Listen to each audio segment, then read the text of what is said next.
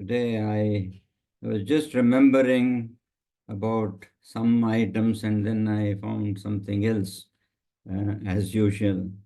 So let's start with three things and let us see how it goes. Now, the first thing that we have to remember is I am nothing. Ellavu ninene. That should be our motto. The moment we get to that stage, if we can, that's a great achievement because none of us are prepared to say that I am nothing because I want importance to myself. This is the first thing. Now, in this connection, I remember Anna trying to tell us some time back a conversation with Papa and another devotee by name, I think Govindarajan or somebody like that. So in that, this friend of Anna's, he came to Papa and he bowed down to Anna. And then ಇವರು ಸ್ವಾಮೀಜಿ ಅವರಿಗೆ ನಮಸ್ಕಾರ ಮಾಡಿದ್ರು ಪಪ್ಪನವರಿಗೆ ಪಪ್ಪನವರು ಅವ್ರನ್ನ ನೋಡ್ಬಿಟ್ಟು how are you ಅಂತಂದ್ರೆ ಸ್ವಾಮೀಜಿ ಪಾಪ I am nothing I am the ಪಾದ ಧೂಳಿ I am of you ಅಂತ. So Papa, I believe, understand in his beautiful smile, and he laughed actually that time, I believe. And he said, you still think you are something. You cannot say, I am nothing. I am nothing is what we should try to achieve. And that is a very great achievement as per Papa. The second thing is, we came to forget, or we don't know, most of people like me, most of us, we don't know that we are he, and in that way, without him we are nothing, because the moment he leaves this body and he goes, it becomes just a body. Not even the name will not be there at all. Even then people will ask, where shall I bring the body, where I will. The children will also not even say appan body eltharli. They will only say, where will he bring the body? That is our real what we are really. This is the second one. So without him we are nothing. Now in this connection, I was reminded of another small anecdote, which is appearing in the November edition of Vision. In fact, it's very beautifully written, and it comes under the title called "Dear Children." One night, a man had a dream that he was taking a walk. One night, a man had a dream that he was taking a walk. Across the sky flashed scenes from his life. For each scene, he noticed two sets of footprints on the sand on which he was walking, one belonging to him and the other to the Lord himself. When the last scene flashed before him, he looked back at the footprints in the sand, and he noticed that many times along the path of his life, there was only one set of footprints. He also noticed that this happened at the very lowest and saddest moment of his life. This really bothered him, and he questioned the Lord about it. "O Lord, you are said that once I decide to follow you, you would walk with me all the way. But I have noticed that during the most troublesome periods in my life, there is only one set of footprints. Don't understand why. When I needed you the most, you would leave me." The Lord replied, "My son, my precious child, I love you and I will never leave you. During your times of trial and suffering, when you saw only scent of footprints, it was then that I was carrying you, and therefore your footprints were not missing. They were not your footprints, they were my footprints carrying you." This is the second thing that we need to remember. And then to add to this list, then we had I was just talking about the same thing, that everything that happens, everything that we see, has got different views from different people. Each one has his own perception. Each one thinks himself. The example is that famous thing which I often quote also. There were three friends sitting on the roadside bench to while away time in the evening, and there they saw a very well-dressed, beautiful lady walking on the roadside. One friend says, "See how beautiful she is." The second one says, "Look at her gait. She is walking so gracefully. Don't you see that?" And the third one says, "See her smile. It is bewitching." It is the one and the only person in the scene, but each has a different perception. And God is with who is great. For him, each of us, all the 33, 14 or something like that, all these crores of people, everyone has got a different view, different dimension of God. That is why uh, each one sees differently. No two people are the same. They all of them who had these different perceptions were seeing the one lady only, and each one had a different scene. In this context, there is one more line which reads as, if you can write it down, then you will understand it much better. It says, I've not put any comma, any full stop, nothing here in this sentence. Woman without her man is a beast. When you punctuate this, let's say the way we want it, see how it changes from A to Z. It says, let us put a punctuation that woman without her man is a beast. So you put a comma after her. So then, woman without her man is a beast. Now you look at it another point of view. Now write woman, comma, without her, comma, man is a beast. It is the same sentence, but just one comma here and there, what a difference it makes. And each of us have got a different perception of everything. Forget about only one thing or second thing or third thing. For everything, there is a different perception. What I think, one other person will not like it. What he thinks, I do not like it.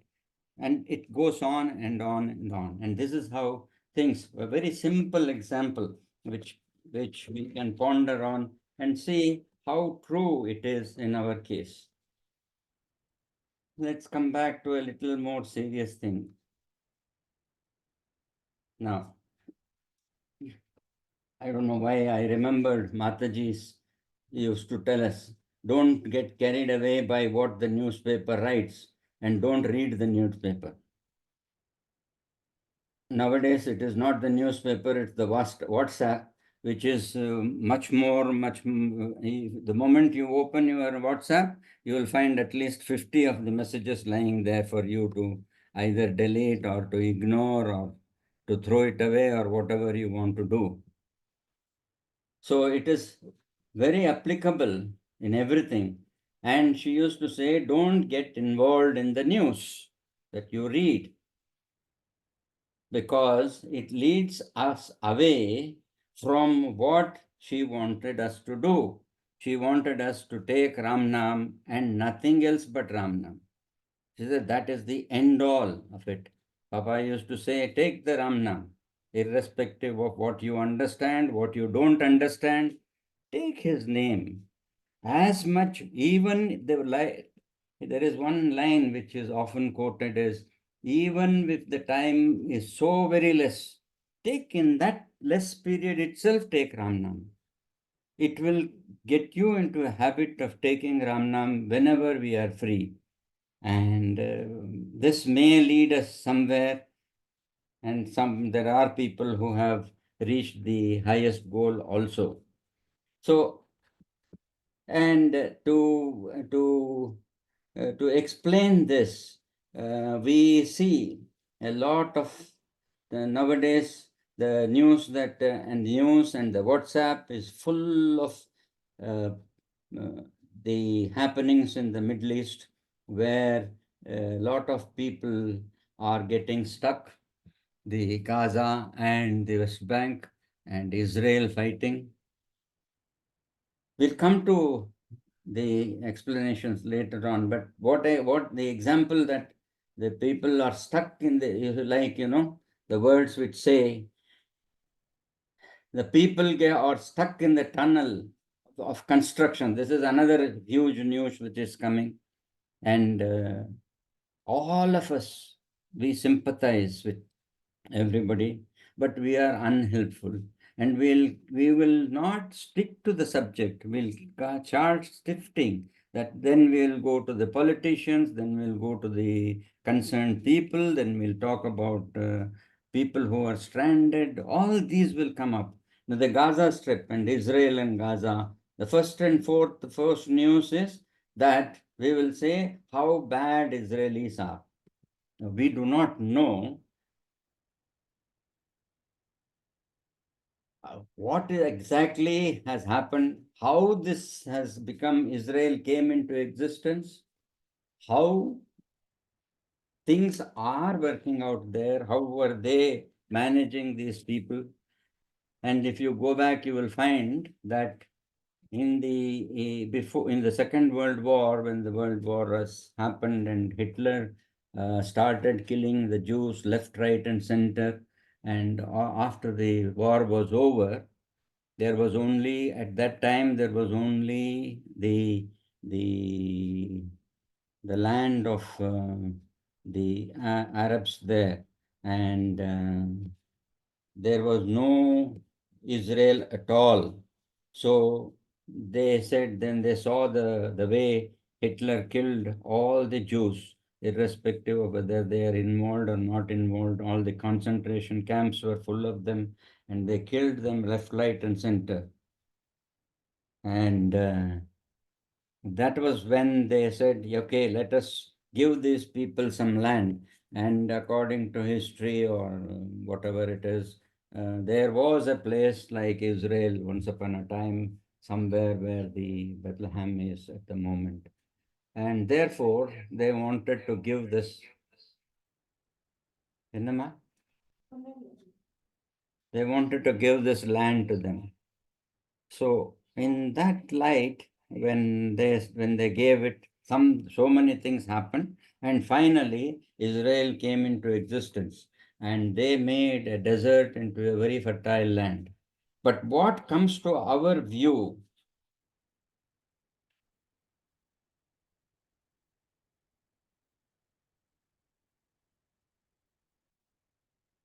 is that the people in the Gaza are suffering like anything. Now, this is one point of view. The other is these miserable people who are fighting them, they are themselves getting killed. That is a second view.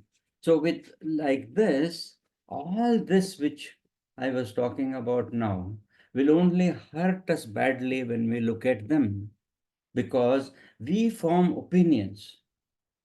Of course, there is a lot of suffering going on. It is not that the soldiers are being very well fed up, very well fed, and they are sitting on their haunches. No, they are also suffering like anything, in spite of the fact that they are killing the Gaza people, because they are all hiding within the tunnels and they are fighting them. Now, what the final outcome is, it does not, we tend to forget the very important messages that are given to us. Now, anyway, this when this happened, then one as a corollary, one person asked Mataji, but Puja Papa himself reads the newspaper. So Mataji was laughing, I believe, at that time, and she said, "Look, when there is the difference between your reading and his reading is when he reads, there will be a solution, there will be some amount of pity, some amount of relief to those people about whom he sees in this paper. And most of the time he does for that because he is God himself. Now, let us come back to our what we were talking about, all these newspaper things. Now, what it leads to is that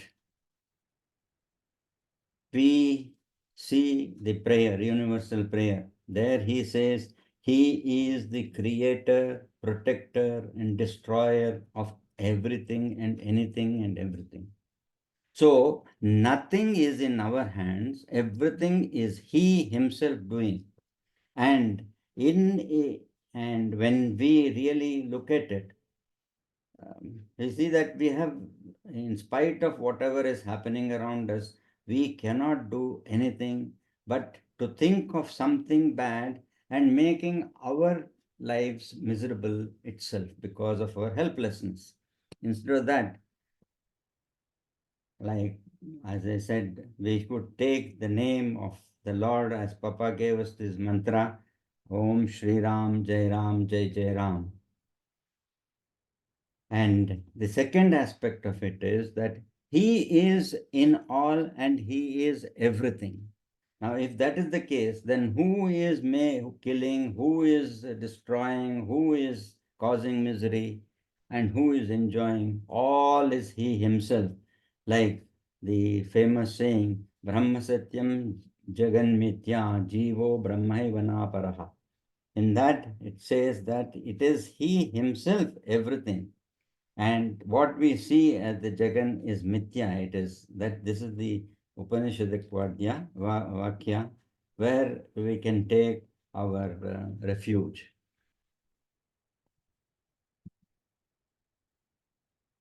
Now, I think I have mentioned sometime earlier that Swami Sachidananda Ji in one of his interviews, he was talking about the same subject.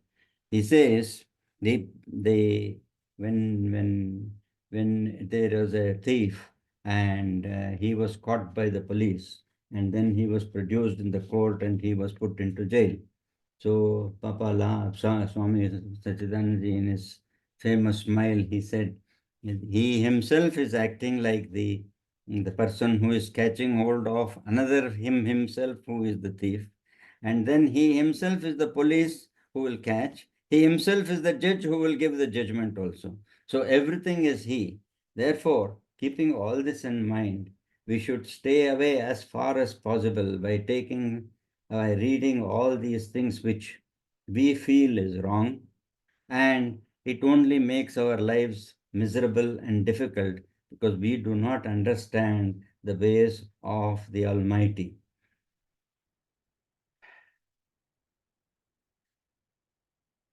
As a corollary to this, we can say anything by arguments, taking sides, and whatever happens. So, Puja Papa himself was, as I told you, he was reading to relieve ourselves. Now, in this connection, there was one of the very recently in one of the satsangs held in the ashram between 3:30 and 4:30. Very recently, Swamiji was giving this talk. I think I would let you listen to this. Is there a divide between spiritual and material life? Before we answer this question, let us try to get more clarity on what spiritual life stands for. In us, there is spirit and matter in the form of body, mind, and equipment. The spirit stands for the enlivening principle, vitalizing principle, which is called the life force, consciousness or awareness, primordial intelligence, and the like. Without the spirit, an individual can't exist. At the same time, the spirit becomes expressive only through the matter. If the matter is not there, the presence of the spirit can't be felt. Similarly, the matter by itself can't be activated in the absence of the spirit. So the material life and the spiritual life both are interconnected, interrelated. In other words, this dimension, the spiritual dimension, should be there in all our activities right from the morning we get up till we retire to bed. Spiritual life enables us to improve the quality of life. In the sense, feeling of otherness is not there in the realm of the spirit. Whereas material life enables us to improve the standard of living, meaning all creature comforts born out of matter help us to lead a comfortable life. So when we say the spiritual life should enter right from morning till we retire, what is meant is we should always be conscious of the spirit within us. Even when we are not aware of it, it is there. Otherwise, we will not be able to exist. So, in that sense, there is no divide between spiritual and material life. Hence, both should go hand in hand. So this was exactly what I was trying to say, but in a simpler way, and Swamiji puts it so beautifully. So let us continue with the uh, the vision, which I'm sure very many of you would have read it. It is available on the net and through email also. So those of you who are not receiving the vision may please contact me if they are interested, so that I can give you the address to which it should be written and what is to be written. Now let us go to vision, and in the vision, the first and foremost thing is the last page. The last page reads, "Love is the expression of God. To realize love is to realize God. God is all pervading and is seated in the hearts of all beings, creatures, and things. To love all is to be in tune with God, that is, to become conscious of our perfect oneness with every form of manifestation in the universe." Underline here, with our, our perfect oneness with every form of manifestation in the universe, not only with another man or woman or whatever it is, non-kind. Now, the same thing he has also written about something which is very interesting to read. Pujya Swamiji Muktanandji went to Chennai, to the place where it's called Prem Nagar, and it was a replica of another ashram there in Madras. Very many devotees had bought houses, and they are available there for people to go and do whatever they want to do there. So in that he says that as built by beloved Papa, Pujya Swamiji visited Chennai from the 28th of September to 3rd of October. During his sojourn, a 3-day spiritual retreat was held at Prem Nagar. Some of the points covered in this session were as follows. Ideal of the ashram. Everybody have been heard this more than once. Let us again recapitulate. The session started with as an in-depth study on the words of beloved Papa on the ideal of the ashram, which is universal love and service based upon a vision of divinity in all beings and creatures. There emerged 4 points during the study. Vision of divinity. It means identifying the common factor, our origin, in all of us. In this context, the following words of beloved Papa will help us start our journey of identifying the common factor. Try to enter into the mysterious origin of your and the world life. To know who you are in reality is the real quest. We're all trying to go to that stage. And many of you would have traveled a lot of distance.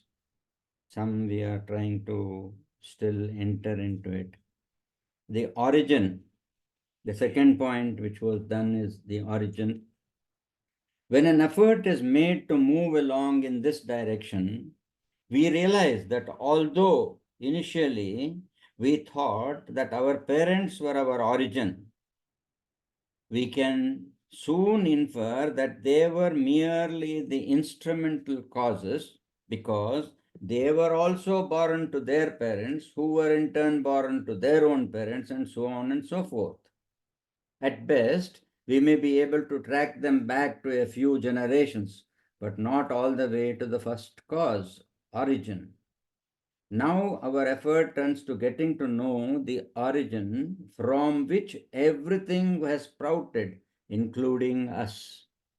When the intellect pleads its inability to find the first clause, we can seek the answers from the Bhagavad Gita, Srimad Bhagavad Gita, in which the Lord says, Bijam Mam Sarva Bhutanam. I am the eternal seed of everything, the great provider. At the beginning, we do not have any clear idea about God. He is not an entity. Hence, beloved Papa defines him as the subtle and mysterious power. The subtle and mysterious power in this world. This power is the seed from which the present sense of individuality came into being. When we, in the form of a seed, were in our mother's womb, this power enabled us to develop 200 and odd organs in our 9.5 months, which functions in a well coordinated manner. When we came out into the world, we did not bring anything with us. The power which gave us life and the body has been providing us with everything through Mother Nature: the air to breathe, the water to drink, the earth to exist, the space to move about, the body temperature 98.4 to keep us alive, the sun, rains, metal, minerals, gases, vegetable, fruits, pulses, etc., etc. As we grow, our dependence on creature comforts also increases, and these, none of them are made by us. Even the basic requirements like a toothbrush, soap, wash basin, commode, dress, food, language, education, profession have all been provided by him through the primordial intelligence expressing through his selected instruments who are a part of the society.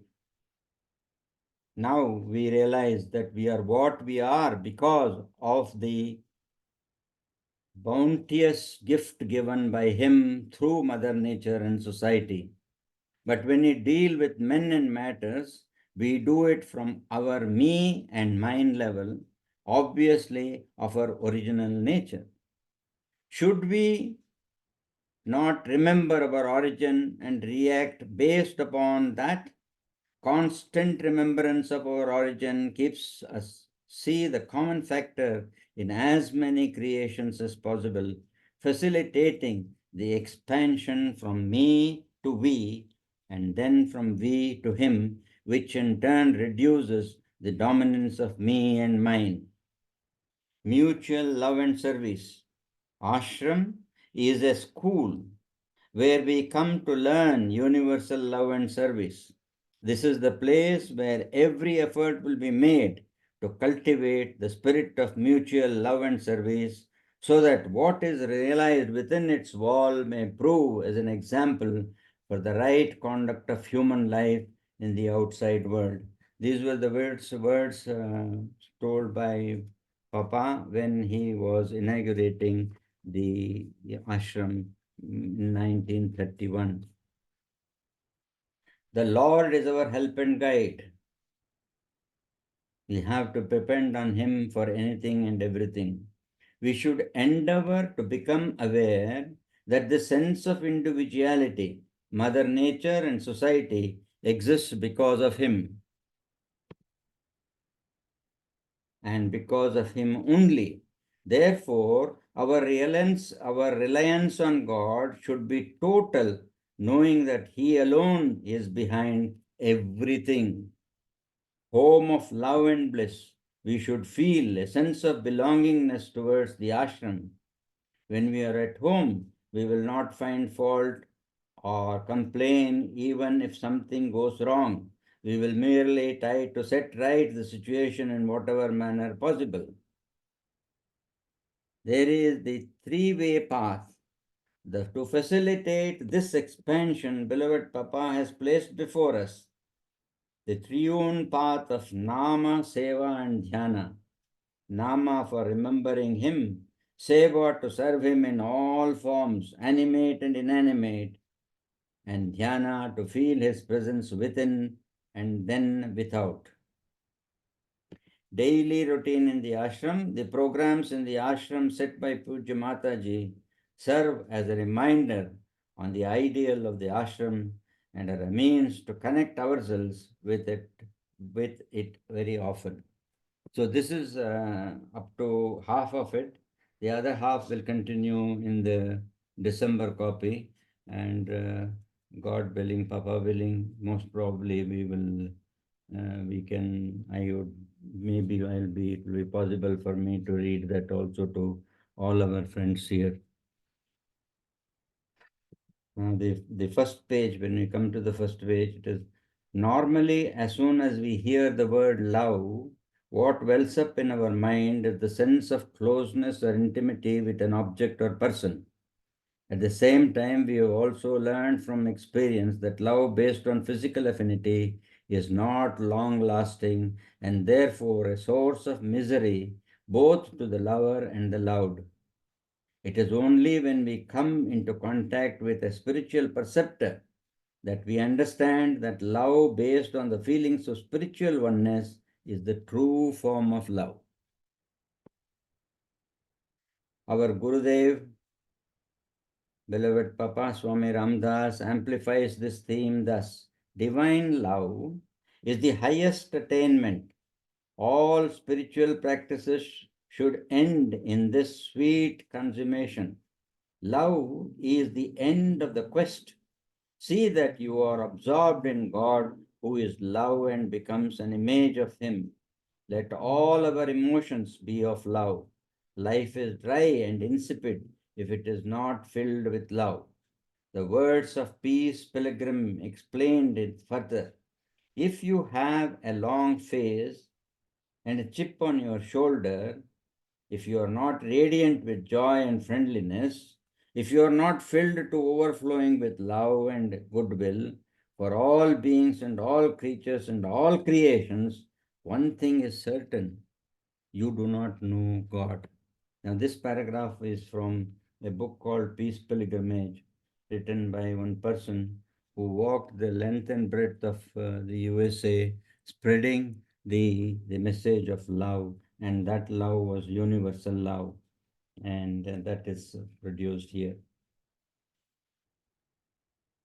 I think we have about 3 minutes left.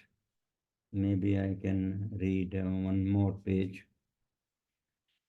Unity and oneness are the true nature of love. Where there is a sense of division, where there is the idea of mine and thine, where there is self seeking and self grandizement, there does not live true love. Therefore, divine love, which is true love, is impersonal in character and all pervading in nature. This love is God, and this love is our real being and life. To realize this love is the struggle of every aspirant on the path of God realization.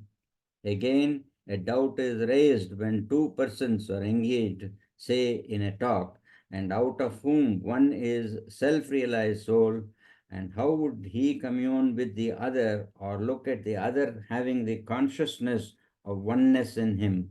Of course, it is possible, just as you look at your own reflection in the mirror.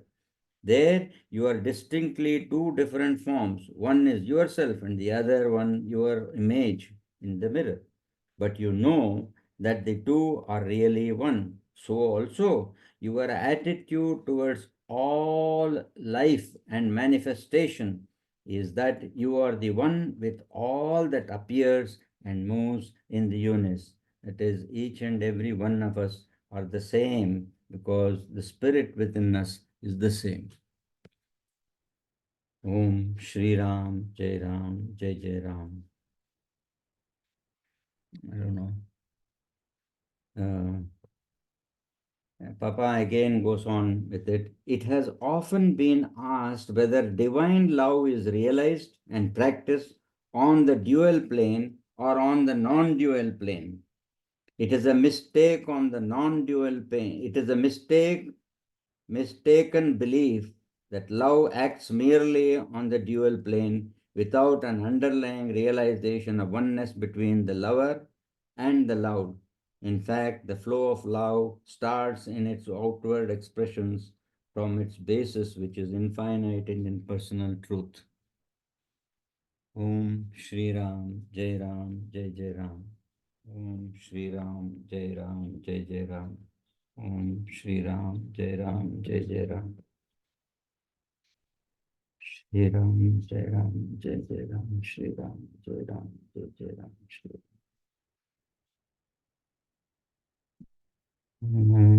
Shri Ram, Jai Ram, Jai Jai Ram,